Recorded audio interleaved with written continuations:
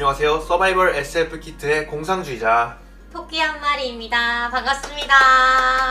와.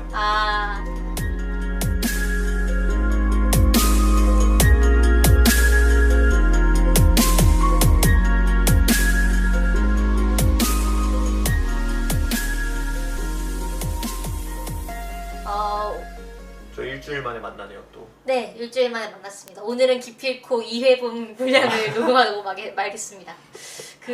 저희가 오늘 정말로 귀한 손님을 모시고 이렇게 방송을 하게 돼서 저는 너무나 몸둘 바를 모르겠네요. 정말 영광입니다. 저도 굉장히 감격입니다. 네, 저희가 방송 5회차 만에 이렇게 성장했습니다, 여러분.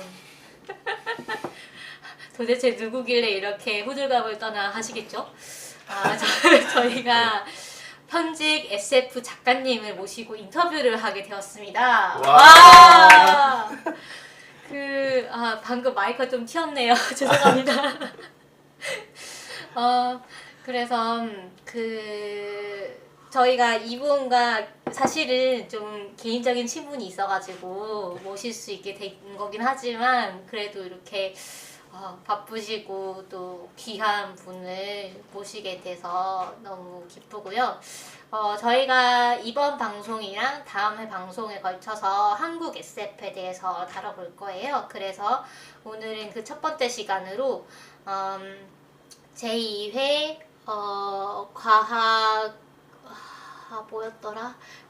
머니투데이에서 주최한 제2회 과학문학 공모전에서 관내분실이라는 작품으로 수상을 하신 김초엽 작가님을 모시고 저희가 오늘 인터뷰를 하고 또 수다를 떨어보도록 하겠습니다. 공상님도 한마디 해주세요. 제가요? 오늘 소감. 오늘 소감이요? 네. 오늘 소감 몸둘 바가 없죠. 네, 굉장히 따라하지 마시고요. 네, 사실 항상 초엽님이랑 잘 아는 사이인데 네. SF에 대해서는 사실 얘기할 기회가 없었거든요. 길게 얘기할 기회가 없었는데 이런 기회를 가지게 된 것 자체가 여러분들께 방송 들려드리는 것으로도 의미가 있지만 저 스스로에게도 좀 의미가 큰 것 같아요. 네, 정말 그런 것 같습니다. 그러면 저희가 빨리 소영님을 불러보도록 하겠습니다. 초영님 안녕하세요. 네, 안녕하세요. 반갑습니다. 네, 방금 굉장히 거창하게 소개를 해주셨는데요. 네, 실제로는 그냥 놀러 나온 느낌으로 인사를 하게 되었습니다. 저는 김초엽이라고 하고요. 아까 말씀드린 대로 토끼님과 공상님 개인적인 친분도 있고 이번에 과학문학상 공모전에서 이제 데뷔를 하게 된 신인 작가로서 오늘 그냥 한국 SF나 그냥 SF를 쓰는 것에 대해서 간단히 얘기를 해보려고 합니다. 반갑습니다. 반갑습니다. 초엽님 저희보다 방송을 더 잘하시네요. 우선 수상을 정말 축하드리고요. 네, 감사합니다. 네, 상 받고 혹시 어떤 심정이셨는지 여쭤봐도 될까요? 네. 상을 받았을 때 제가 연구실 회식에 있었는데요. 근데 이제 회식 때 이제 문자가 왔어요. 수상 발표를 해주시는 분들께. 근데 보고 이제 교수님께 바로 말씀드리긴 좀 그래서 혼자서 이제 표정 관리를 하면서 앉아있다가 나오자마자 이제 가족들과 친구들한테 막 소식을 전하면서 굉장히 기뻤던 기억이 납니다. 네. SF를 지금 현직 이제 대학원생이시잖아요. 네, 그렇죠. 네. 언제부터 쓰기 시작하셨나요, SF를? 제가 처음으로 SF를 쓴 게 이제 굉장히 최근은 아니고 처음 쓴 건 2013년이었던 것 같아요. 제가 글 자체는 좀 오래 썼거든요. 2013년에 제가 다니던 대학교에서 관련 SF를 낼 수 있는 공모전이 있어가지고 그거를 준비하느라 한번 써봤는데 그때는 그냥 공모전이 있으니까 한번 써보자 정도였지 앞으로도 계속 SF를 쓸 거란 생각은 전혀 못했어요. 그러다가 이제 한 몇 년 좀 지나고 소설을 좀 본격적으로 쓰기 시작한 거는 한 2년 정도 된 것 같아요. 2년 정도 됐는데 이제 SF를 꼭 써야겠다 이런 거보다는 제가 소설을 쓰고 싶은데 평소에 좋아하던 게 SF다 보니까 쓰면은 SF가 됐어요.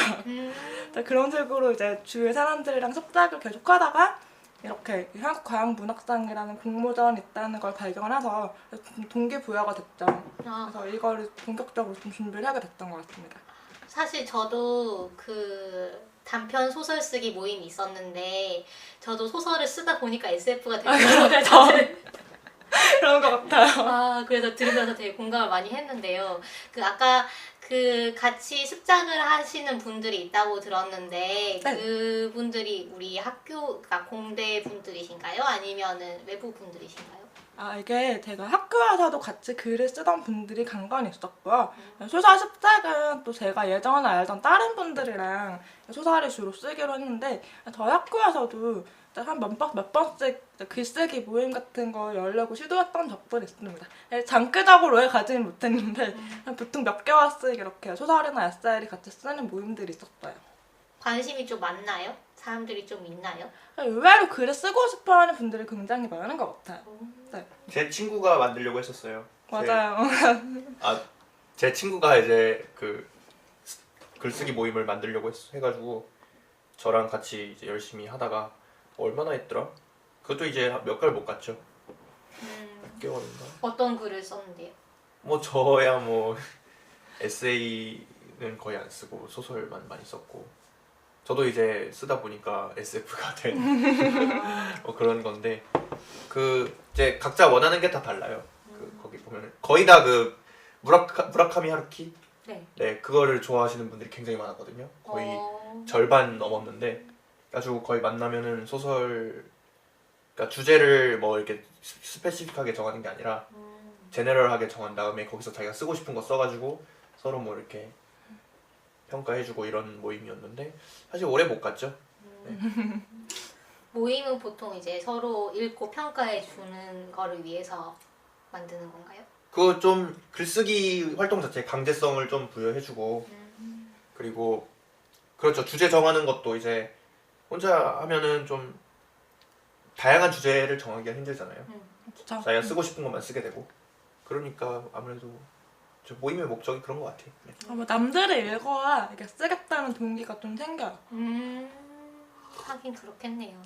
사실 저는 모임이 없어도 맨날 페이스북에 쓰기 때문에 페이스북도 누가 읽어줬으면 하는 마음에서 쓰는 거잖아요. 뭐 그렇기도 하죠. 네. 그렇구나. 그러면 작가님 혹시 저희가 이제 사전에 뒷조사를 많이 했는데요. 감사합니다. 예. 신상. 예.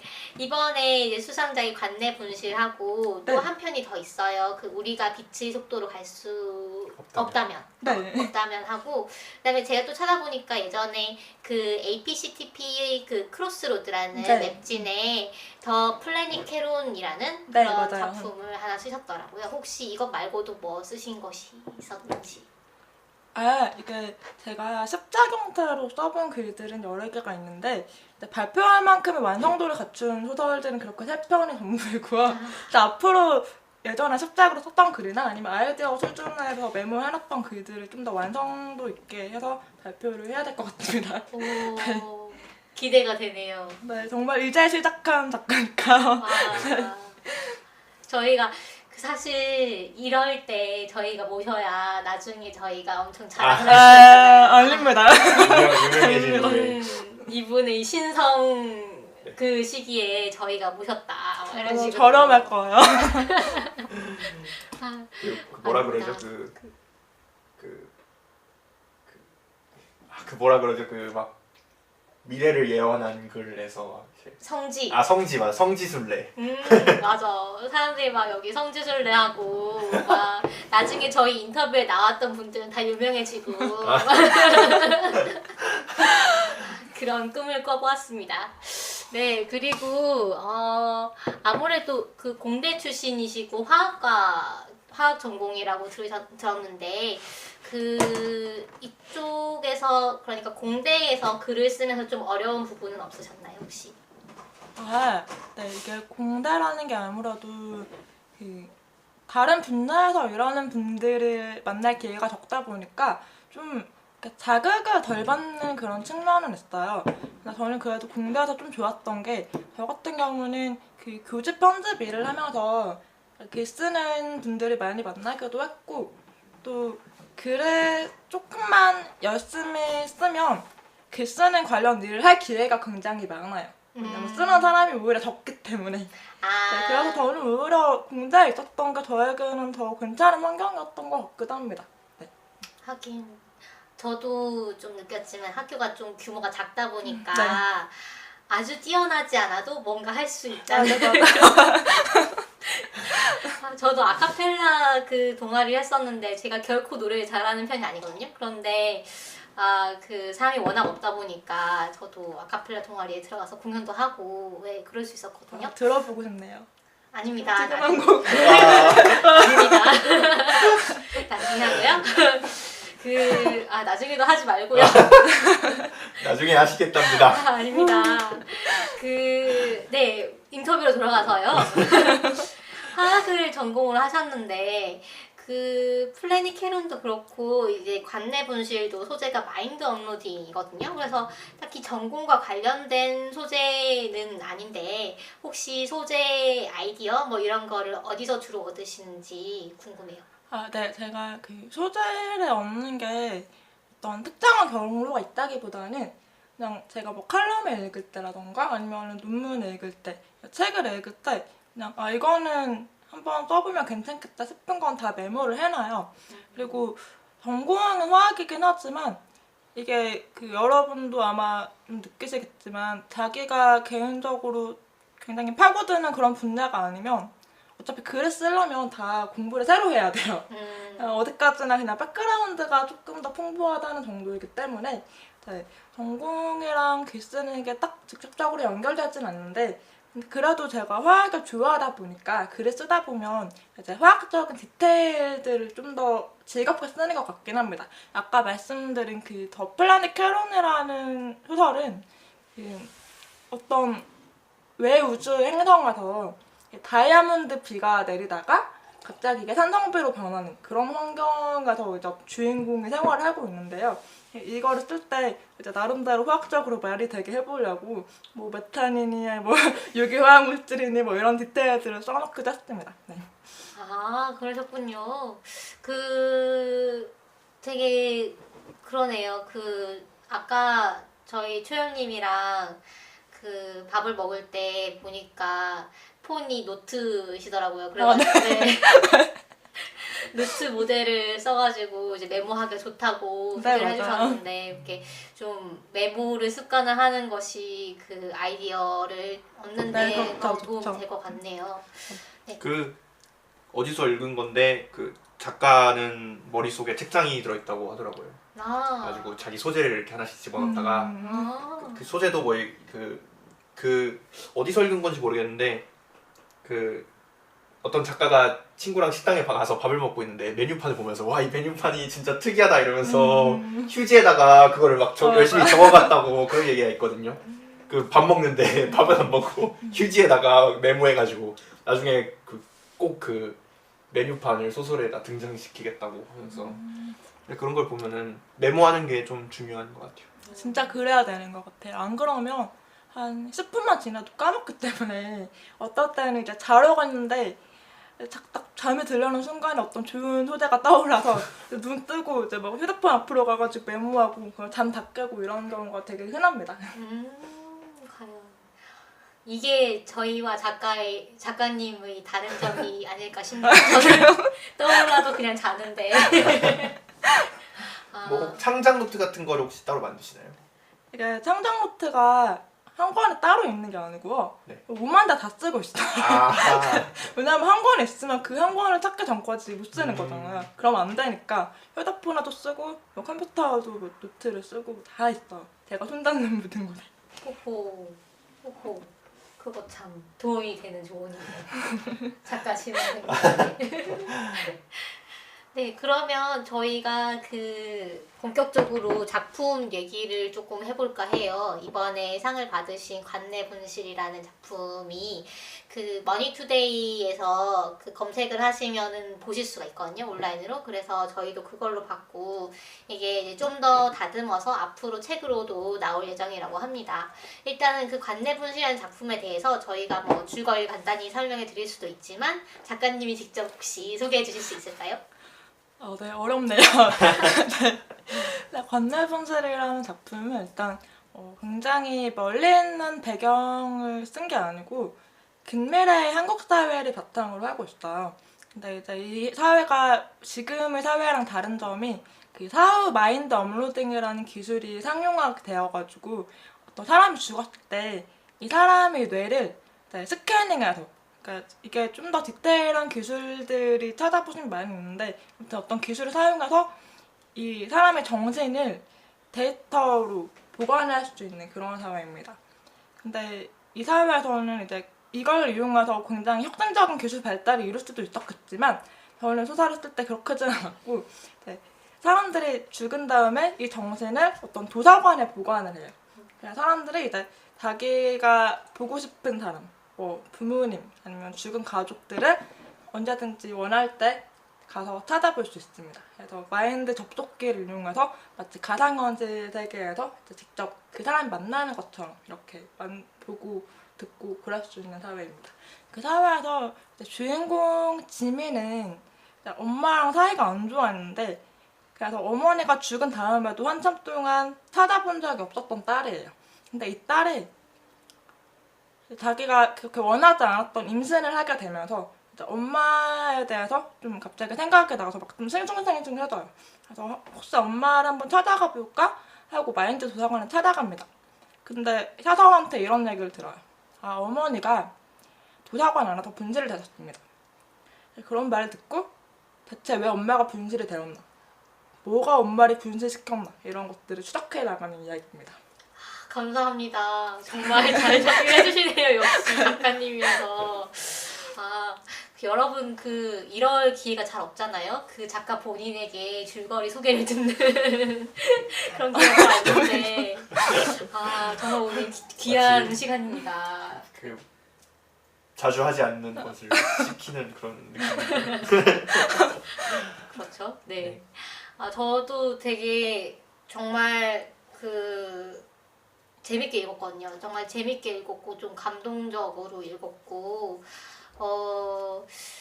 이 소설 읽으면서 저는 좀 인상 깊었던 것이 일단은 마인드 업로딩이 되면서 이제 이 사람들이 정신이 업로드가 되니까 이거를 뭐 동영상으로 보관하거나 막 이런 차원이 아니고 정말로 만나러 가서 생전의 사람이랑 얘기를 하는 것처럼 얘기를 할 수가 있어요. 그래서 얘기를 하면은 상대방이 그 사람이 살아있을 때 대답을 해줌직한 행태로 대답을 해줘요. 그렇기 때문에 정말로 살아있는 사람을 만나는 것 같은 느낌이겠죠?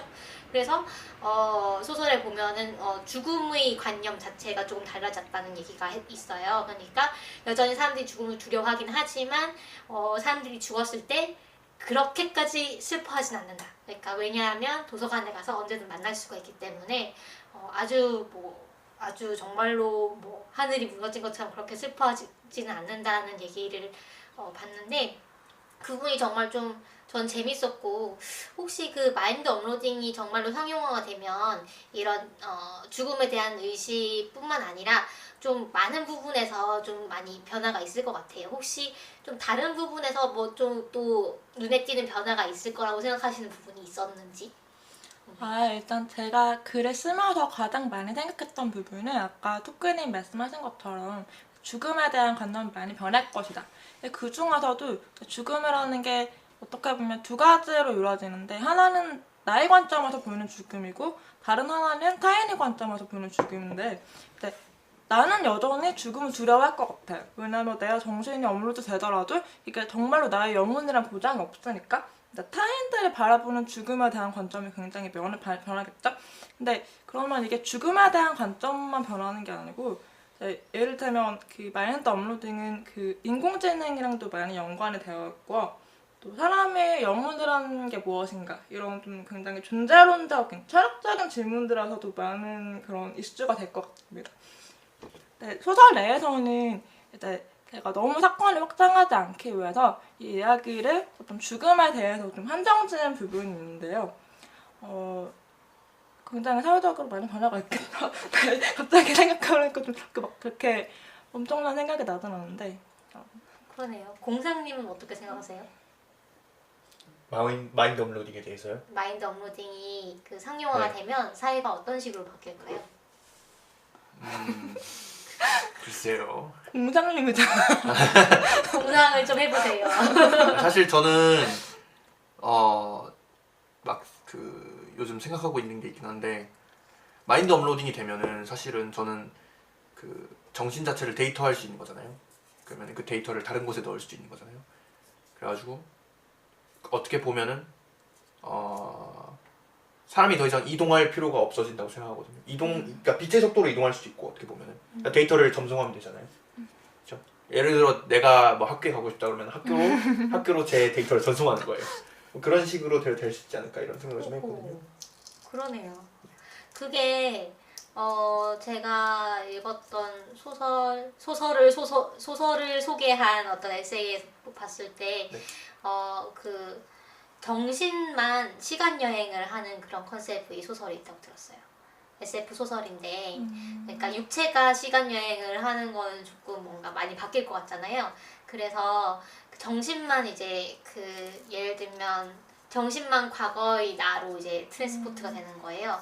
그래서 뭐 예를 들면 비밀 요원을 그 과거의 어떤 육체에다가 이제 정신만 이제 트랜스포트를 해가지고 거기서 비밀 작전을 수행하게 한다거나 뭐 이런 컨셉의 소설도 있다고 들었고. 비슷한 게임이 있어요. 아 그래요? 네, 어쌔신 크리드라고. 아 그거 봤어요. 네. 해봤다. 네. 해보셨어요? 네. 저 해보고 싶은데 게임기가 없어가지고. 네. 거기서 보면은 옛날에 활동했던 암살자의 DNA를 가지고 과거로 돌아가잖아요. 거기서 보면은 좀 충격적인 장면이 뭐냐면 스포일러가 될 수도 있는데 그 제가 게임을 하잖아요. 그러면은 그 과거의 인물을 지금 조종하고 있는 거거든요. 근데 거기서 고대의 신을 만나는데 고대의 신이 이 캐릭터한테 얘기를 해요. 근데 그 얘기가 사실은 캐릭터한테 하는 게 아니라 저한테 하는 거예요. 그러니까 미래를 통해서 온 사람한테 하는 거예요. 그래가지고 이 주인공은 무슨 소리를 하는지 못 알아들어요. 그게 무슨 소리냐 막 이래요. 근데 플레이어는 보면서 다 알거든요. 와 개쩐다 이러면서 대박 소름 막 이러거든요. 보면은 네 그렇구나. 재밌죠 그런 설정은. 네. 재밌겠네요. 저는 스토리만 알아요. 게임은 안 해봤어요. 게임도 재밌어요. 재밌을 게임을 것 같아요. 했다는 게임이 재밌기 때문에 그런 스토리를 생각할 겨를이 좀 없어지긴 하는데 아, 근데 나중에 생각해보면 아 이거 굉장히 훌륭한 SF적인 소재였구나 라고 생각하게 되더라고요. 이번에 신작이 나왔어요. 그 네, 오리진이라고. 어쌔신 크리드 오리진이라고 그 이집트를 배경으로 하는 굉장히 잘 만들었거든요. 왜냐면은 그 유비소프트에서 만든 작품인데 유비소프트가 이제까지 만든 작품들이 다 별로예요. 약간 그 어쌔신 크리드도 어쌔신 크리드니까 하는 느낌. 게임이 재밌어서 하는 게 아니라. 근데 이번 작품은 굉장히 잘 만들었다고 네 칭찬이 많으니까 들으시는 분들도 게임 좋아하시면 좀 해보면 좋을 것 같아요. 그게 플스로 나온 건가요? PC로도 할 수 있어요. 아 진짜요? 근데 제 PC로는 안 되겠죠. 아무튼 작품으로 돌아가서 네. 네. 그 마인드 업로딩에 대해서 뭐 조금 더 얘기해봐도 될 것 같은데요. 네. 그 트랜센던스인가 하는 영화가 최근에 나와가지고 그게 마인드 업로딩을 다룬 영화라고 하더라고요. 근데 최근이 아니죠? 몇 년 되지 않았나요? 뭐 몇 년 네. 됐는데요. 네. 저한테는 최근이고요. 네. 근데 그 영화를 제가 사실 아직 안 봐가지고 뭐라고 말씀을 못 드리겠는데 그런 영화도 있었고 또 루시라는 영화 보셨어요? 아 저는 안 봤어요. 그 루시라는 영화에서도 주인공이 그 스칼렛 요한슨인데 그 스칼렛 요한슨이 점점 그러니까 어떤 약을 잘못 먹어가지고 되게 머리가 비상해져요. 그래서 나중에는 결국 자기 정신이 이제 그 데이터화되는 그 경지까지 오르거든요. 그러니까 그 약간 공학기동대에서 이제 전내화를 해가지고 네트워크에서 다이빙하는 것 같이 그 루시가 모든 어떤 주변의 전자기기들을 막 조작하고 뭐 막 서버에 들어갔다가 나왔다가 막 이런 식으로 약간 정신체로 진화를 한 느낌이랄까? 뭐 하여튼 그런 저는 영화도 트랜센더스를 봤어요. 아 그래요? 네. 어땠어요? 사실 별로예요. 별론데 그러니까 설정 자체는 진짜 괜찮거든요. 그런데 연출이 약간 별로인 것 같아요. 감독 자체가 연출을 제대로 못한 것 같아요. 이게 어떤 내용이냐면은 그 주인공이 병에 걸려요. 암에 걸리나? 시한부 인생을 살게 돼요. 왜 시한부 인생을 살게 되는지는 잘 기억이 안 나는데 총에 맞나? 아무튼 그래가지고 이 사람이 컴퓨터 공학자인데 자기 뇌를 이제 PC에 업로드하는 그런 거를 죽기 전에 하려고 그래요. 가지고 거의 죽기 직전에 그거를 작업을 끝내가지고 인터넷에 딱 들어가요. 그러니까 자기 그 컴퓨터에 들어가 있으니까 온라인으로 연결을 해가지고 온라인에 있는 모든 정보를 습득해가지고 엄청 똑똑해지거든요. 그래가지고 그런데 과학자들이 아니라 군인들이 의심을 해요. 얘가 인류를 막 멸절시킬 것이다. 의심을 해가지고 얘가 어디로 도망가요. 지하로 도망가가지고 실험을 계속해요. 뭘 실험을 하는지 잘 기억이 안 나는데 그때 좀 인상 깊은 게 뭐냐면은 다른 사람들을 자기 네트워크로 끌어들여요. 그래가지고 자기 편으로 만들거든요. 아 그 다른 사람들도 마인드 업로딩을 시키는 네, 그 다음에 자기 네트워크랑 연결을 시켜버려요. 그러면은 막 그 군인들이 그러거든요. 자유의지가 없어지는 거다 막 그러거든요. 근데 알고 보니까 자유의지가 없어지는 게 아니에요. 그냥 그 네트워크를 끊으면은 다시 원래 그거로 돌아와요. 근데 자기 자유의지를 가지면서 자유롭게 네트워크를 또 이용할 수 있고 다른 사람의 생각도 읽을 수 있고 같은 네트워크에 있는 그런 설정이 있었거든요. 그거 보면서 그 좀 기술에 대해서 긍정하는 그런 영화거든요. 긍정적인. 아니 해피엔딩은 아니에요. 군인들이 결국 의심을 해가지고 그 네트워크를 부셔요. 알고 그러니까 사실 그런데 알고 보니 컴퓨터의 의도는 좋은 것이었다고 이런 느낌인데 네. 연출 자체가 별로예요. 네. 약간 개연성이 없게 느껴져요. 영화를 보면.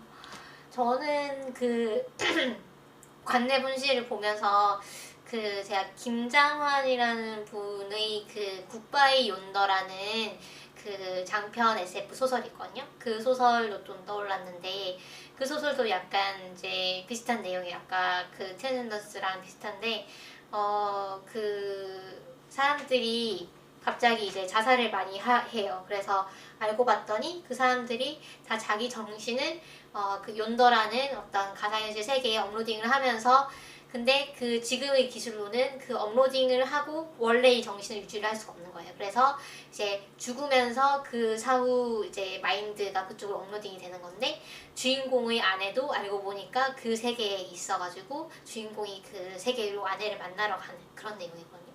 그래서 이런 작품들도 혹시 마인드 업로딩에 관심이 있으면 찾아보시면 좋을 것 같고 그다음에 그 스kép틱이라고 과학 어떤 잡지라고 해야 되죠? 과학 잡지? 과학 비평 잡지? 네, 과학 비평 잡지가 있는데 그 작년인가 재작년에 나온 그 스kép틱의 마인드 업로딩에 대해서 특집으로 다룬 것이 있거든요. 그래서 그 부분을 보면 뭐 마인드 업로딩이 가능한가, 뭐 지금의 기술로, 뭐 아니다 지금 뭐 시기상조다 뭐 이런 그 토론들이 있는데 아주 재밌으니까 한번 관심 있으시면 찾아보시는 것도 좋을 것 같아요. 그래서 오늘 저희가 이제 그 관내 분실을 다루면서 또 마인드 업로딩에 대해서 또 좀 이렇게 얘기를 해봤습니다. 저는 사실 관내 분실을 읽으면서 좀 흥미로웠던 게 그 소설 안에서 그려지는 한국 사회가 굉장히 흥미롭다고 생각했거든요. 예를 들어 그 주인공이 가진 직업도 이제 무슨 프로젝트를 맡는데 임신을 하니까 이제 휴직을 하라 그러잖아요. 그런 걸 보면은 사실은 우리나라 사회하고는 좀 동떨어져 있는 면이 있잖아요. 그래서 혹시 그 바라시는 사회상 같은 거를 좀 혹시 왜 동떨어져 있죠? 우리나라 사회에서는 휴직하면은 그 최근에 다음 직장은 어디로 갈 건데 이런 페이북에서 떠돌아다녔는데 아 그래요? 자기 육아 휴직 쓴다니까 그래? 그럼 다음 직장은 어디로 갈 건데 이거 자르겠다는 네 자르겠다는 얘기죠. 그래가지고 세상에. 혹시 그런 거를 좀 참조를 하셨는지 좀 궁금하더라고요. 이게 관내 분실의 사유상이 정확히 언제다라고 정하지는 않았지만 아무래도 기술의 발달이 있는 만큼 사람들의 의식도 좀 성장했기를 바라는 마음에서 약간 그런 장면들을 넣은 것 같습니다. 근데 제가 최종 출판될 내용을 보면 피임집을 남자가 하거든요. 사회에서는. 그리고 이제 약간 다듬는 부분이기도 한데 그 출산이나 임신에 대해서 여자들이 예전보다는 좀 더 자유로운 사회가 되지 않을까. 왜냐면 여성들이 지금도 계속 목소리를 내고 있으니까 기술이 함께 발전하면 어느 한쪽에만 혜택을 주는 게 아니고 여성들이 가장 고통받는 부분에 대해서도 어떤 해답을 줄 수 있지 않을까 라는 사회상에 반영해서 쓰긴 했는데요. 그럼에도 불구하고 좀 약간 보시면 알겠지만 어떤 문제의식 같은 건 여전히 남아있습니다. 네. 그리고 그 주인공의 가족도 읽으면서 굉장히 흥미롭다고 생각했거든요. 왜냐면은 그 주인공의 가족이 그 엄마하고 아빠가 같이 살다가 헤어져가지고 이제 동생도 집을 나가잖아요. 그쵸? 사실은 어떻게 보면은 그 우리가 말하는 바람직한 가족은 아니거든요. 네. 근데 굉장히 약간 담담하게 그려진다고 생각했거든요. 그 주인공의 동생도 굉장히 가족에 대해서 안 좋은 감정을 가지고 있잖아요. 아빠나 엄마나. 근데 그거에 대해서 어떻게 읽으면서 악하게 그려진다라고 생각은 못했거든요. 그래서 그것도 혹시 염두하고 쓰신 부분인지가 좀 궁금했어요. 네, 그 가족이 지금의 기준으로 봤을 때는 굉장히 콩가루 집안처럼 보일 수도 있지만 뭐 그때쯤 되면 이제 흔하지 않을까. 그러니까 이거를 본인이 느끼기에 괴로운 거지 타인이 보기에까지 그 가족을 괴로울 것이다라고 짐작하는 건 좀 별로 아닌 것 같았거든요. 그래서 전반적으로 이런 거를 좀 너무 불편하게, 그러니까 너무 슬픈 내용으로 그리지 않으려고 좀 의식해서 쓴 것 같아요. 그럼에도 불구하고 저는 좀 울었거든요. 마지막에 그 제가 울었던 부분은 이제 그 엄마를 이제 주인공이 찾아가는데 엄마가 사실은 그 김은하라는 이제 어떤 한 개인이었고 그 누구 엄마 뭐 누구 아내로서 그 불리는 것 이외에도 그러니까 그런 엄마로서의 정체성 말고도 그 개인으로서의 그 커리어와 정체성이 있었다는 거를 뒤늦게 깨닫는 부분에서 저는 좀 울컥했거든요. 왜냐하면 저도 이제 결혼을 하고 언젠가는 결혼을 하고 언젠가는 아기를 낳을 건데 아기를 낳는 것에 있어서 물론 아기를 낳아서 키우는 것도 되게 좀 어려울 것 같고 좀 무섭고 그러는데 그보다 더 무서운 거는 이제 나 개인으로서의 내가 지워지고 누구 엄마로서만 불리게 되는 것 이것이 저는 제일 좀 무서운 부분이거든요. 네, 그래서 그런 부분이 참 좀 되게 와닿았고 그래서 그 사회가 좀 발전한 사회이기는 하지만 지금 우리 사회에 좀 시사하는 부분이 많은 것 같다고 그런 생각이 들었습니다. 그리고 저희 그 팔에 심는 피임칩이 그 사실 저는 그 코니 윌리스의 여왕마저도라는 소설에서 저는 한번 본 것 같은데 혹시 코니 윌리스 소설을 즐겨보시는지? 네, 코니 윌리스는 제가 좋아하는 작가이기도 한데요. 그 여왕마저도에서는 제가 그 피임집은 지금도 상영가 되어 있어서 이름이 뭐였지? 임플라논이라고 해서 팔에다가 플라스틱칩을 심는 그런 피임 방법인데요.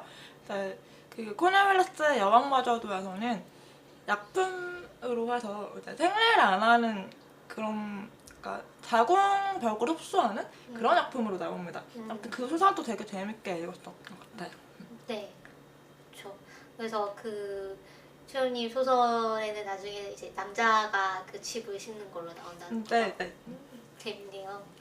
그 사실 저희가 아직까지 남성이 복용할 수 있는 피임약은 안 나왔잖아요. 그래서 그럼 상용화를 시작했대요 원래. 아 2010년에 정말요? 네. 바르는 거하고 먹는 거 상용화가 우리나라에서는 모르겠는데 뭐 외국에서는 됐다고 들었어요. 정말 놀라운 소식이네요. 네. 그리고 그러면 혹시 작품에 대해서 좀 더 얘기할 만한 것이 있을까요? 사실 저는 그것도 굉장히 흥미롭게 읽었거든요. 그 흔적이 없다라는 거. 어떻게 보면은 그 사람이 개인으로 정의되기보다는 주변에 남기는 흔적으로 이렇게 정의될 수도 있는 거잖아요. 그러네요. 그래서 그거 보면서도 좀 흥미로웠어요. 그리고 아예 세계에서 없어진 사람이라는 게 이제 그 자기가 남긴 흔적이 아무것도 없다라는 것을 보면은, 그러니까 제가 그 부분을 쓰면서 생각했던 게 그 엄마를 찾는 기술이라는 게 결과적으로 엄마의 개인 고유한 무언가를 지금 잃어버렸기 때문에 엄마와 세상이 연결된 그런 고리를 찾아서 엄마를 찾아보자라는 의미의 기술인데, 이제 이 지민이 엄마가 세상에서 정말 고립된 삶을 살았기 때문에 찾을 수 없게 된 그런 상황이었죠. 근데 사실 생각해보면 이게 꼭 지민이 엄마 같은 극단적인 상황이 아니어도 제가 이 글을 쓰면서 생각했던 게 한 중학교 때쯤인가? 저희 엄마가 항상 다른 분들로부터 뭐 초엽 엄마 이런 식으로 불리는 거 여러분도 아마 많이 보셨을 것 같아요. 근데 그러다가 제가 뭔가 좀 굉장히 위화감을 느꼈던 경험이, 어머니도 글을 쓰세요. 글을 쓰시는데 이제 교회에서 나오는 어떤 개간지 같은 데다가 시를 한 번씩 쓰시거든요. 근데 그거를 처음으로 보는데 옆에 초엽 엄마라는 이름이 아니고 엄마의 이름이 적혀 있는 거예요. 그러면서 초엽 엄마로 불리는 것보다 우리 엄마 이름 부르니까 더 좋구나 라는 생각이 그때 처음 했던 것 같습니다. 어떻게 보면 경험에서 좀 차용하신 부분이 사실 있네요. 그 경험을 가지고 쓴 건 아닌데 쓰다 보니까 나도 이거를 참 오랫동안 생각을 했었구나 라고 느꼈어요. 어떻게 보면은 작품 처음에서 그 지민 엄마였나요? 그 사람이 한 번도 그 길을 잃어버린 적이 없다 그러나? 그 뭐라 그러죠? 실종된 적이 없다. 죽은 후에서나 실종되었다라고 말을 하잖아요. 그쵸. 근데 어떻게 보면은 작품을 진행하면서 드러나는 것은 사실 평생 동안 실종이 계속 되어 있다라는 거잖아요. 보면서 그쵸. 그 부분이 좀 감명이 깊더라고요. 그러면 그 작가님의 그 SF를 좋아하시잖아요. 그쵸? 쓰시니까 네 좋아하시는 것 같은데 혹시 개인적으로 뭐 좋아하는 SF 작가나 뭐 작품? 네. 저는 SF를 소설로만 접한 건 아니고 굉장히 다양한 매체를 통해 접했는데, 특히 뭐 영화나 드라마, 게임 이런 것도 SF적인 소재를 이용하는 걸 되게 좋아해요.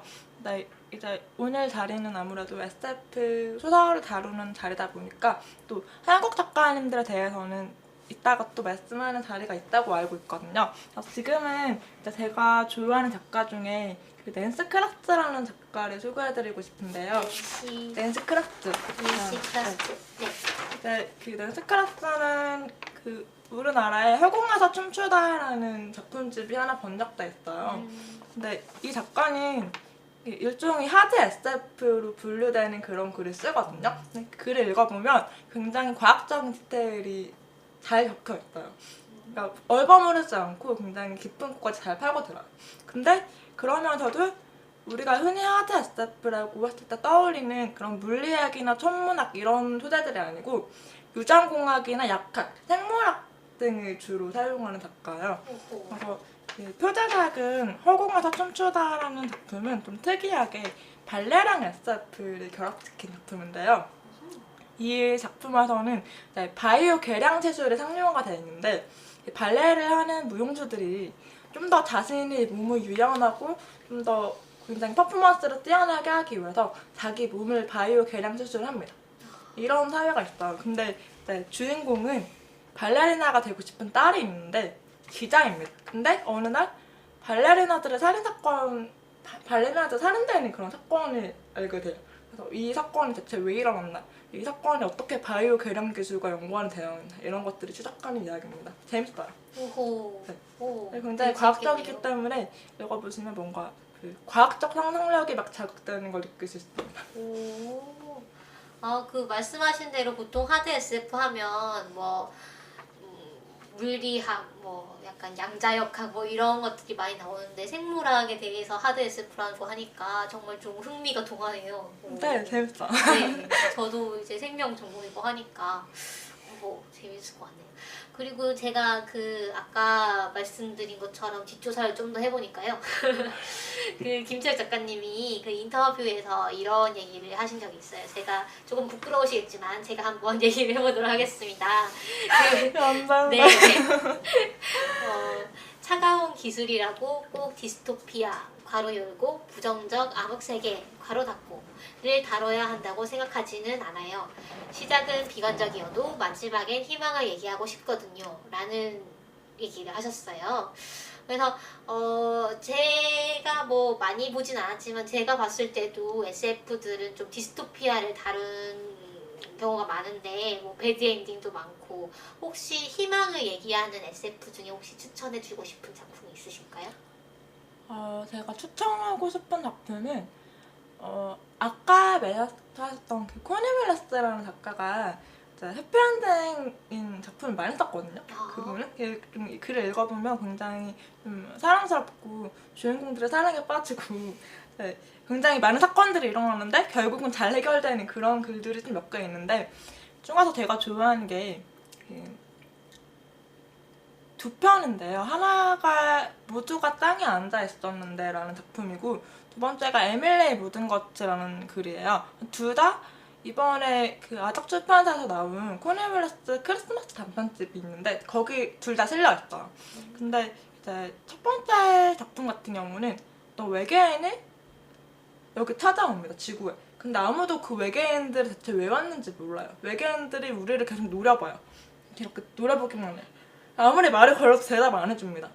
근데 그러다가 노래에만 반응하는 걸 알게 되거든요. 그래서 주인공이 알게 된 어떤 성과대를 지휘하는 지휘자 두 명이서 대체 이 외계인들이 뭐하러 지구에 왔나? 이 외계인들이 이 정체를 알아내지 못하면 지금 다들 이곳을 주시하고 있는 정부나 이 정부 관계자들이 막 화를 내고 이럴 텐데 그래서 그 이유를 찾아가는 그런 얘기인데요. 보통 그 외계인이 만난다고 하면 이제 외계인과 막 전투를 벌이거나 뭐 서로 죽이려고 하거나 이런 내용들이 많긴 한데 코니밀러스가 쓴 이 작품 같은 경우는 외계인과 우리가 어떻게 소통할 수 있나, 어떻게 공존할 수 있나 사실 이런 얘기를 다룬 작품들도 굉장히 많아요. 그냥 좀 더 그 상업적으로 이렇게 뭐 영화나 이런 드라마와 하기 좋은 것들이 사건이 팍팍 일어나고 뭐 디스토피아 이런 것들이 좀 더 강렬해서 그렇지 실제로 소설을 읽어보면은 우리가 어떤 타자와 공존할 수 있을까? 뭐 인공지능이 반드시 우리를 위협하는 존재인가? 인공지능에게 우리가 위로를 받을 수는 없을까? 뭐 이런 질문들을 던지는 작품들도 굉장히 많이 있습니다. 그 최근에 개봉한 콘택트라는 영화도 그쵸, 외계인과의 소통을 다룬 그런 작품이었던 것 같아요. 그리고 또 제가 또 뒷조사를 하다 보니까 조사를 얼마나 하신 거예요? 많이 해줘 제가 칭찬해주세요. 아유 잘하셨습니다. 네. 찾아보니까 그 한국과학소설작가연대라는 곳에 작가님이 속해 있으신 것 같더라고요. 그래서 제가 홈페이지를 발견을 했는데 여기가 혹시 어떤 일을 하는 곳인지 아니면 앞으로 할 곳인지를 혹시 설명해 주실 수 있을까요? 사실 이 한국과학소설작가연대가 생긴 게 며칠 안 됐어요. 아 그래요? 네, 며칠 전에 홈페이지가 오픈이 됐어요. 그리고 저도 여기에 뭐 창립 멤버나 이런 건 아니고요. 저도 이제 들어올 수 있다고 초청 권유를 받아서 들어가게 된 건데 이제 이 작가연대가 보면 한국의 다른 장르 소설들은 작가연대라던가 작가협회 같은 것들이 있어요. 뭐 로맨스 소설 쓰시는 분들, 아니면 추리 소설 쓰시는 분들 이런 식으로 협회가 있는데 SF에는 그게 없었거든요. 뭐 한국의 SF 시장이 그렇게 크지 않아서 그런 것도 있고 작가님들이 약간 독립적인 분들이어서 그럴 수 있긴 한데 최근에 SF 시장에도 약간 변화가 있고 하다 보니까 작가님들께서 함께 모아서 창작을 서로 뭐 창작욕을 돋구는 그런 활동도 좀 해보고 신진 작가 발굴 그리고 이제 만약에 서로 인권적인 문제를 겪었을 때 그런 문제가 있을 때 함께 협력할 수 있는 단체를 만들어보자 라고 하셔서 새로 만들게 된 것 같아요.